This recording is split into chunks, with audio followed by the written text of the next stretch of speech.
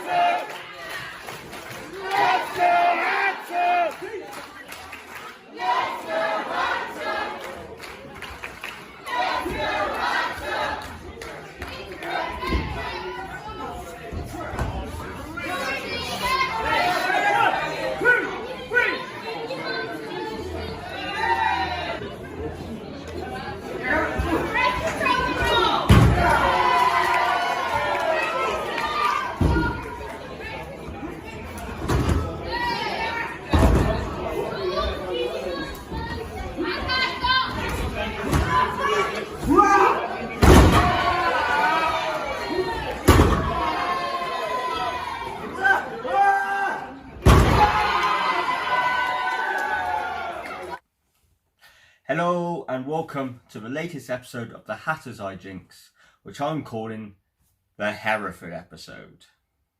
So this week I'm presenting my week slightly out of sync because I think it's only right that I address the Hereford show first, because I'm pretty confident that's where 90% of my audience come from. So this past Saturday, Ironfist Wrestling put on their first show this year, Backdrop to the Future, at the Richmond Club in Hereford. Now I'm going to be biased, let's be honest, and say that every Hereford show's great. Ironfist always pull out the bag, blah blah blah blah blah blah. All the stuff that every wrestler writes about their home promotion on social media. It's the truth. But this was an insane crowd. It was our most, I don't know what the word is, noisiest, liveliest crowd. I can't even remember when. The crowd were crazy. And from the feedback on social media, it sounds like the entire fan base there loved it. The Kill said it himself in the post-main promo, there is no better fans than the fans of Hereford. I had a fantastic contest when Danny Gold, my old friend Danny Gold, answered the Hatters Open Road Invitational, and we had maybe our best match to date. It's hard to tell. The whole show just rocked from start to finish. Just trying to think of some highlights. Alex Cupid and Xander Cooper, they had a great match at the start. Tag team match sounded a riot. Kill and Xander Cooper hooked up for the first time in several years in the main event. And me being me, I ended up kind of getting involved with Cupid. He wore my top hat. I wore a baseball cap. There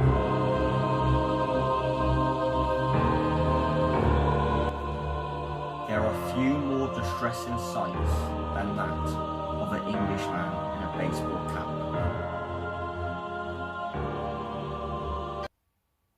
But no, it was a lot of fun, and got to do the Shield Powerbomb, which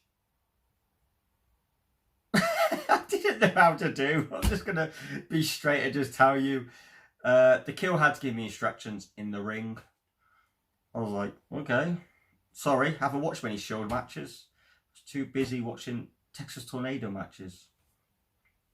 But yeah, as always, the Hereford show is so close to my heart. And during the show, there was a very special announcement made. Ladies and gentlemen, it's not WrestleMania season until the winner of the Rumble points to something.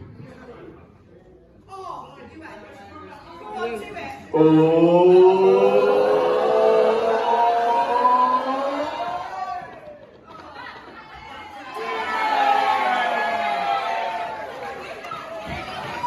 Next week, on the Hat to present Saturday, the 4th of April. Which size club? All tickets £8. That's right.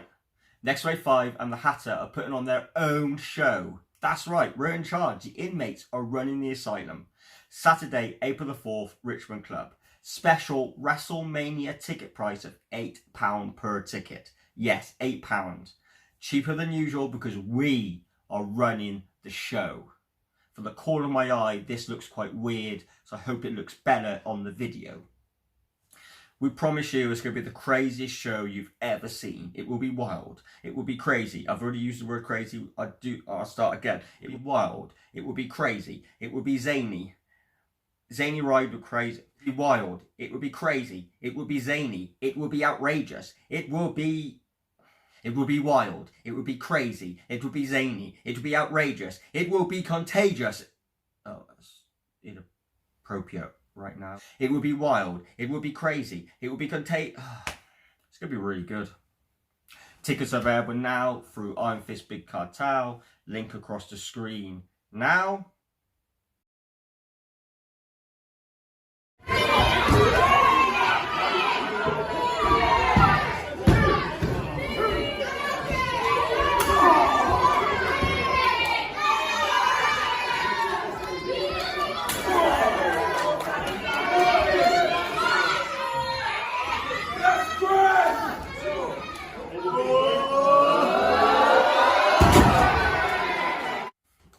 So now I want to rewind to the Thursday before the Hereford show where I had an evening with Frank Bruno at Bilston. So back when I was doing the traditional British Rules show with PWL, we saw these leaflets and I said to my dad, it's always been a dream of mine to meet Frank Bruno, because on 2nd of September 1995, when he won the world title and beat Oliver McCall, I was actually in attendance. And I put that night down to the night which began my dreams of wanting to be involved in the fight business. It all stems down to that one night. Yes, I grew up watching boxing and wrestling and martial arts. Yes, my family had history in it. But it was from that night that I actually had my own dreams of one day achieving greatness within the ring. Cue lots of jokes, you're still waiting. So I always wanted to meet him, and just tell him he was my childhood hero.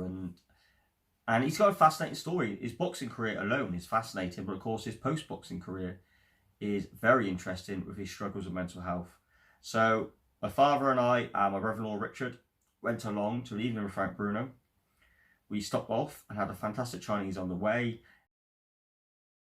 And then we sat and listened to Bruno tell some hilarious stories and answer some great questions. It was a nice mixture of humour, insightfulness and thinking points. He did say a lot of stuff which really about things like youth crime and the drug scene and depression that really made you think about a lot of things. And he's a very intellectual man, he really is. But yes, the highlight of the whole evening for me, of course, was I got to meet my childhood hero.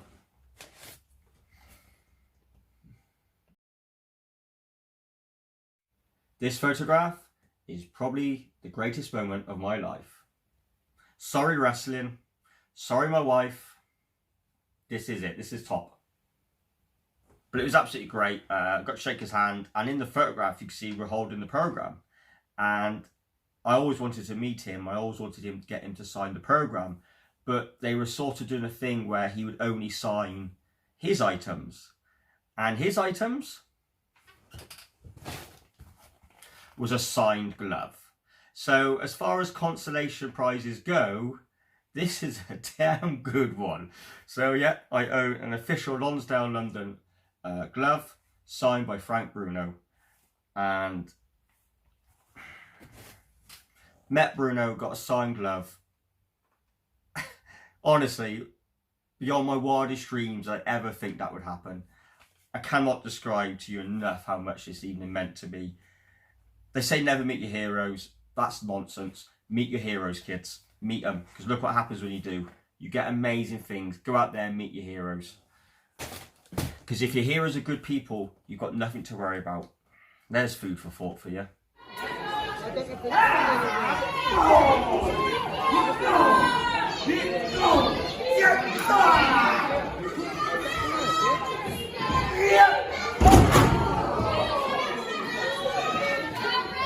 One thing I want to talk about this week is something I wanted to talk about last week, and I did in fact talk about it and I recorded it, but last week's was such a jam-packed episode I couldn't squeeze it in, and that's the brand new PlayStation 4 game, Dreams.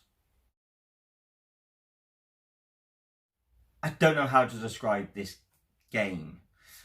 It's made by the same people who made Little Big Planet, and anyone who's ever played Little Big Planet in great depth will know a huge part of that game is the custom levels. So basically they've taken that concept and turned it into a massive game. The concept of this game is to play games that other people have made. Likewise, you can make your own games, but I think that's a little bit more advanced. I haven't got around to it yet. A typical session involves you sat down on like a YouTube type interface and scrolling through and playing games. It's instantly, you click on a game, maximum you'll have is like 5-6 seconds loading, and you get to play a game. Now I know what you're thinking. What kind of games? Well, I've played various Mario games. I have played various Sonic games. I have played Episode 1 Racer. I have played Star Wars games. I have played loads of Crash Bandicoot games. And just recently I played a weird Rick and Morty Mario game. The possibilities are endless. To get GoldenEye, you have to play the GoldenEye level to truly appreciate when I say the possibilities are endless. Someone has remade level 1 from GoldenEye, and it's amazing. It's exactly the same as you remember it.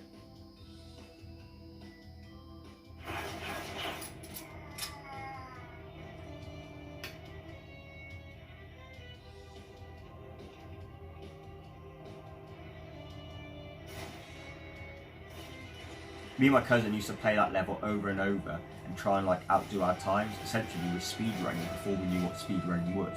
But we used to keep playing that level over and over and try to do it as fast as we could. And now that's on there. I could play that on my PS4. I could play Mario games on my PS4. This game isn't for everyone. And I do understand that some people will look at this game and go, what's the point? I could just play the real Crash Bandicoot. I could just play a real Sonic game. I could play the real GoldenEye.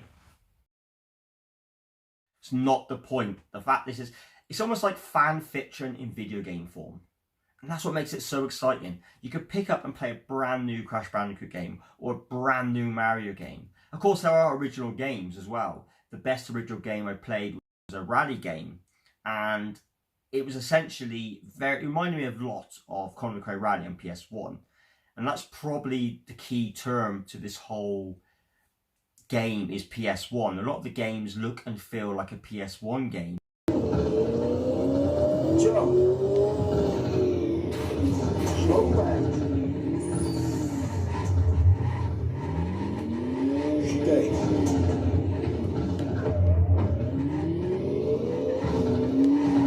And I mean that in a very good way. There's lots of cool like Tomb Raider inspired games. I haven't seen too many wrestling games. There is one or two, but not too many. But I feel within time they will happen. I've seen a pretty cool Super Smash Bros. Like demo. They haven't quite worked it all out yet, but it's there and it was really cool. You got Spider-Man was in it. There's a really cool Spider-Man game.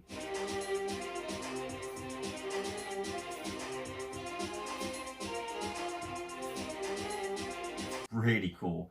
Very early stages, but really cool. I'm very intrigued to what will happen 6 months down the line. Because right now it feels like lots of little demos rather than games. I have played sort of games that was taking a good 20-25 minutes to do. I played a really good Sonic game that was a lot of fun. The Rick and Morty game took a little while to do. I played this really cool horror survival game That was really good. A little bit dark, but it was really, I can't remember what it's called off the top of my head, but it was really good. The potential is there, and I'm very excited to see where this game will go. It's not for everyone, and if you're sat here listening to this thinking this game sounds a bit naff, it ain't for you. But if you are the sort of person sat there going, that sounds quite fun, that sounds different, then get this game. You will have a lot of fun. I love it. I know I'm going to be playing it all summer. I mean, in a typical game session, you go from Sonic to Mario to Crash Bandicoot to GoldenEye to Star Wars. You do all that in like 10 minutes. Every game you play is brilliant, and that's what makes it fun. Some of them are pretty damn awful, but that's what makes it fun, is because you could see what people are trying to do, and when you do find a really good game, it makes it all that much better.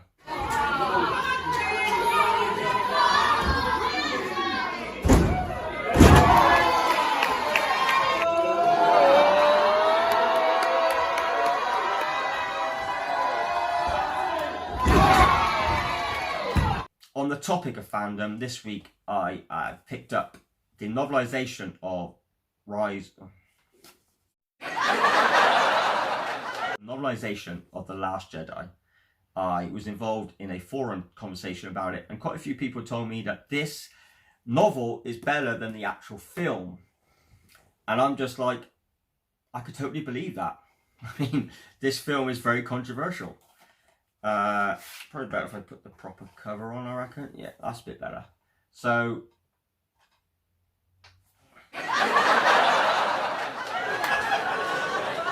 well, people said that the novelisation is better than the film. And my response was, I could 100% believe that, because this film had a lot of problems. You had a lot of problems, and you know it. So, loads of people on this forum recommended the novel, and they said it actually corrects a lot of the things which didn't come across so well in the film. It adds backstory. I've only read the first couple of chapters, but already there's a brilliant dream sequence from Luke where he gets to meet, where we meet Cammy again. And if you don't know who Cammy is, it probably means nothing to you if I tell you, but she's from a deleted scene in the original Star Wars film, some of my favourite deleted scenes, and there's a dream sequence where he's with her, and it shows like an alternative life if he never went off to rescue the princess. And in the next chapter was Han Solo's funeral, something again which we never saw in the film. So I'm going to be slowly reading this. I'm not going to beast it, I'm not going to lie. I'm currently reading Stephen King's The Shining. So, and that's like really good and a lot more fun. So I'm going to like dip in and out of this. This might take me a little while. I don't know, perhaps I might get into it and like blitz through it. But that's what I'm reading at the moment. And I will be picking up the Rise of the Skywalker novel when it comes out at the end of the month.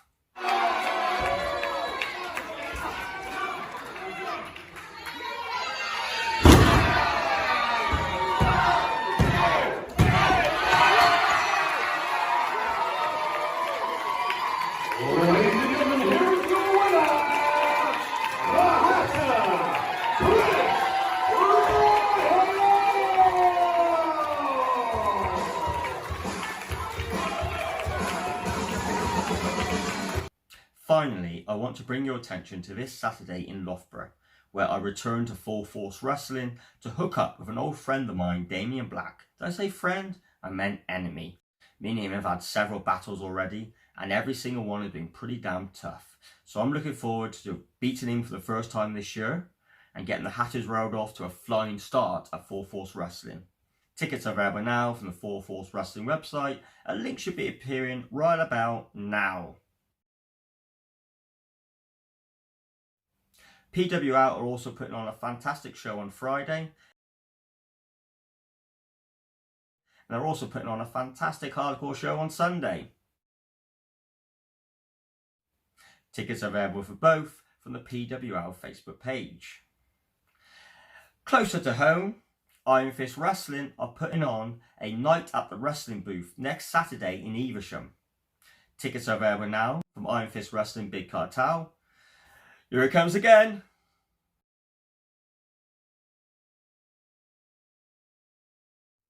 Or through Ironfist Facebook, or from the venue at the Bendrove Social Club in Evesham. I'm very excited to announce that I will be taking part in the first Empire bout in over 48 years. That's correct. This match has not happened in 48 years. But I'll talk about that in a bit more detail next week. That's all from me this week. Thank you for joining. It's been a crazy week, honestly has, with an amazing Hereford show. Got to meet Bruno. Those two things happened in the space of 48 hours from each other. Oh my God. I'm just lucky, and that's just it. That's speaking from the heart right now. I'm the luckiest guy in the world.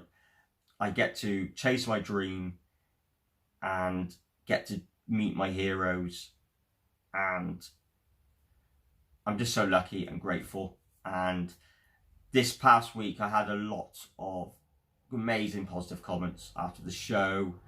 There was a lot of love I felt, and it felt great. That's all for this week. See you this Saturday at Loughborough. And I'll see you here next week where we do some more hyping for a night at the wrestling booth for Evesham. And hats your lot. I told you that was naff. It's not gonna take off. It won't take off, trust me. No, don't look at me. It won't take off. No. No.